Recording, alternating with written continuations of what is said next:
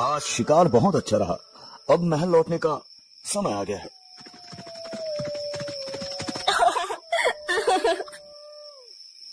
ये आवाज कहां से आ रही है? चलो देखते हैं।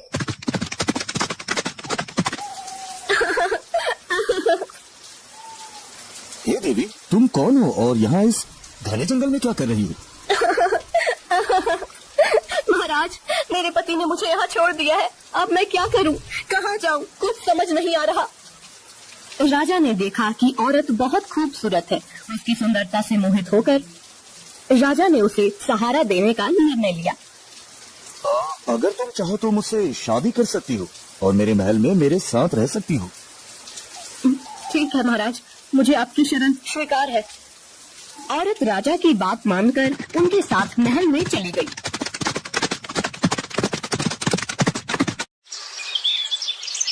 दोनों ने शादी कर ली।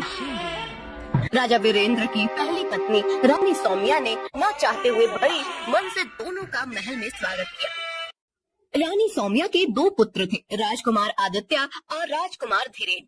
वो दोनों बड़े ही चंचल थे, परंतु छोटी रानी सुष्मिता के महल में आने के बाद से दोनों चुप से रहने लगे। हमें कुछ ठीक नहीं लग रहा।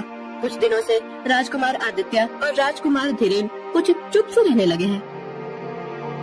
अरे बड़ी महारानी, आप व्यर्थ में चिंतित हो रही हैं। राजकुमार ठीक हो जाएंगे।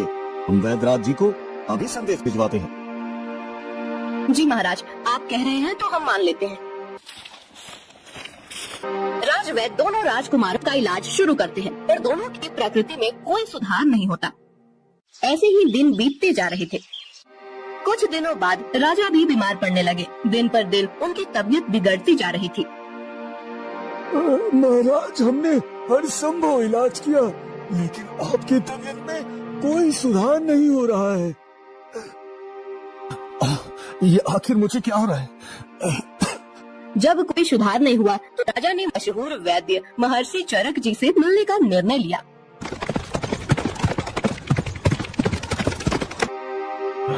महर्षि जी, मैं बहुत बीमार हूँ। जब से मैंने नई शादी की है, तब से मेरी तबीयत बिगड़ती जा रही है। महाराज, क्या आप बता सकते हैं कि वो औरत आपको कहाँ मिली थी? महर्षि, वो मुझे जंगल में मिली थी जब मैं शिकार से लौट रहा था। महाराज, वो औरत नहीं, इच्छाधारी नागिन है। नागिन, उसके जहर के कारण ही आप बीमार हो रहे हैं। महाराज, मुझे विश्वास नहीं हो रहा कि मेरी नई रानी नागिन है। आप एक काम करें, महल जाकर हर जगह से पीने का पानी हटा दे और कुएं को ढक दे। फिर आधी रात को उसे कहें कि आपको बहुत प्यास लगी है और पानी चाहिए। देखना वो पानी कहाँ से लाती है। राजा ने वैद्य महर्षि चरक जी की सलाह मानी और महल में सभी पानी के बर्तन खाली करवा दिए और कुएं को ढकवा दिया। मुझे बहुत तेज प्यास लगी है, मुझे पानी दो। ठीक है, मैं पानी लाती हूँ। नई रानी बिस्तर पर लेटे लेटे ही एक गिलास हाथ में लेकर पानी ढूंढने लगी। उसने अपना हाथ बिस्तर से लंबा करके पूरे महल में पानी ढूंढा, लेकिन कहीं भी पानी नहीं मिला। फिर उसने अपना हाथ कुएं की तरफ बढ़ाया, लेकिन वहाँ भी पानी नहीं मिला। अंत में उसने अपना हाथ बहुत दूर नदी की तरफ बढ़ाया और वहाँ से पानी लेकर राजा को दे दिया। ये औरत तो सचमुच नागिन है। बिस्तर से उठे बिना नदी से पानी ले आई।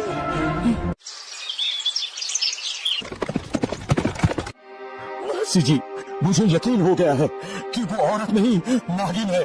मुझे उससे बचाइए महर्षि जी, मुझे उससे बचाइए। महाराज, आज आप अपनी पहली पत्नी रानी सौम्या से कहे कि चलो समुद्र देखने चलते हैं। जब आप ऐसा कहेंगे तो नई रानी भी साथ चलने का जिद करेगी। फिर आप उसे भी साथ लीजिए। आगे का काम मैं देख लूंगा। राजा ने महर्षि चरक जी की बात मानी और महल लौटकर अपनी पहली रानी सौम्या से कहा, रानी सौम्या, चलो समुद्र देखने चलते हैं। मुझे भी समुद्र देखना है। हाँ ठीक है भाई, तुम भी चलो।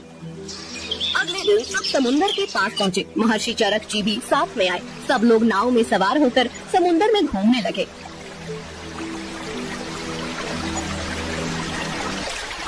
ये समुद्र बहुत गहरा है, आज तक कोई भी इसकी गहराई का पता नहीं लगा पाया। मैं समुद्र की गहराई का पता लगा सकती हूँ। अरे जब बड़े बड़े तैराक और नाविक आज तक इसकी गहराई का पता नहीं लगा पाए, तो तुम कैसे लगा सकती हो?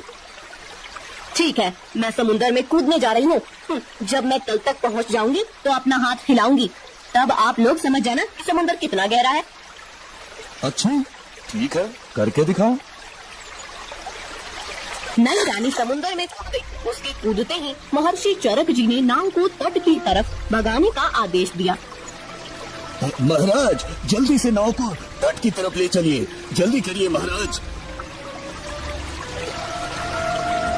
और एक किस्म की दवा पानी में फेंकने लगे।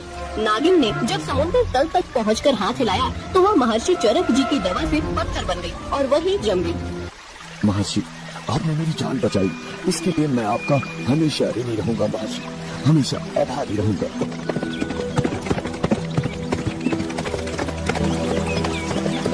राज्य में दोनों राजकुमारों की प्रकृति भी ठीक हो गई और राजा भी स्वस्थ हो गए। राजा ने महर्षि चरक जी को ढेर सारा इनाम दिया और अपनी दुल्हन रानी सौम्या और दोनों राजकुमारों के साथ खुशी खुशी रहने लगे। कहा जाता है कि वह नागिन आज भी समुद्र तल में अपना हाथ हिलाती रहती है। ओम नमः शिवाय, ओम नमः शिवाय, ओम नमः शिवाय। महल में इच्छाधारी के खात्मे के बाद हर कोई चैन की सांस ले रहा था, लेकिन महर्षि चरक जी के चेहरे पर चिंता की लकीरें गहरी होती जा रही थी। उनके मन में किसी अनहोनी का संकेत हो रहा था।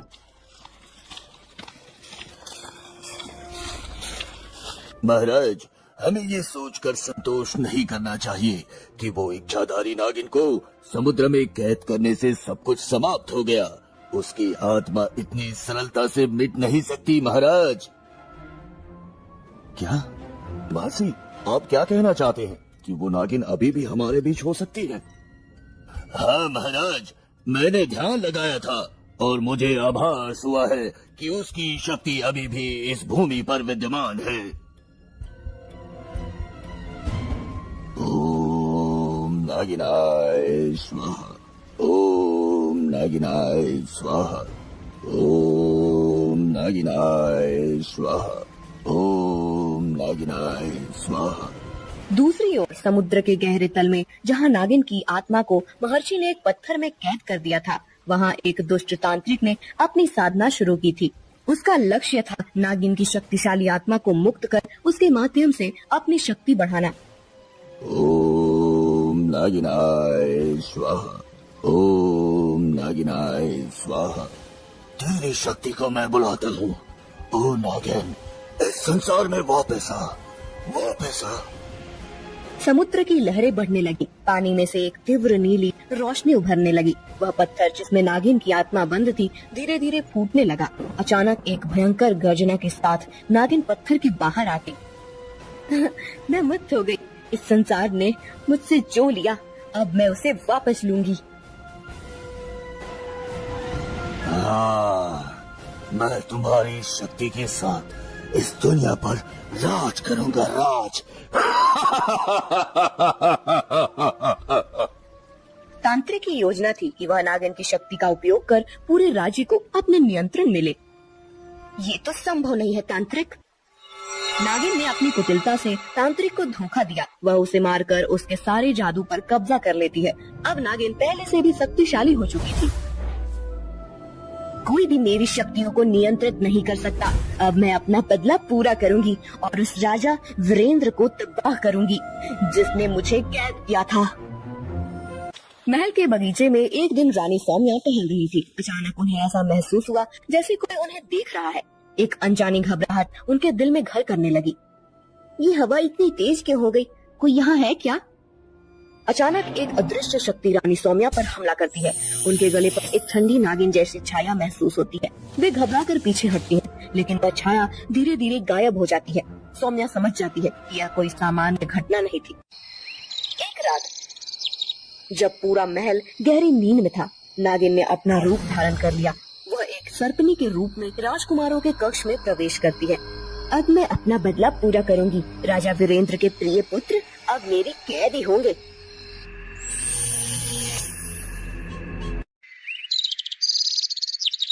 महल में कोई भी नहीं जान पाता कि दोनों राजकुमार गायब हो गए हैं। नागिन उन्हें जंगल के एक गहरे हिस्से में ले जाती है, जहाँ उसने पहले से ही एक खतरनाक योजना तैयार की थी।